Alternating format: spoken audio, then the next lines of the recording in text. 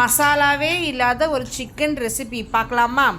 ஒரு தவா எடுத்துக்கோங்க, 2 ஸ்பூன் எண்ணெய் சூடானதுக்கப்புறம் 1/2 ஸ்பூன் கடுகு உளுத்தம்பருப்பு, 1 ஸ்பூன் சோம்பு எல்லாம் போட்டு நல்லா பொரிஞ்சு வந்ததுக்கப்புறம் ஒரு பெரிய வெங்காயம் 2-3 காரத்துக்கு ஏற்ப வரமிளகா போட்டுக்கோங்க.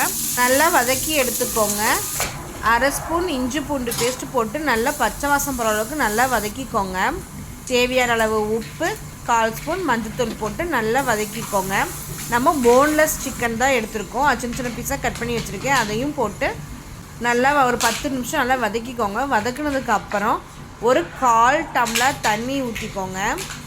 நல்லா வேகத்துக்கான ஒரு 1/4 டம்ளர் தண்ணி ஊற்றிட்டு நல்லா வதக்கிட்டு மூடி வச்சுருங்க. நல்லா வெந்து வரணும். வந்ததுக்கப்புறம் கொத்தமல்லி இலையை போட்டு நல்லா தண்ணி ஃபுல்லாக ட்ரை ஆகிறதுக்கு வச்சுருந்துட்டு மிளகுத்தூள் 1 ஸ்பூன் போட்டு இறக்குனா நம்மளுடைய சிக்கன் ரெசிபி ரெடி. டாடா, பாய்.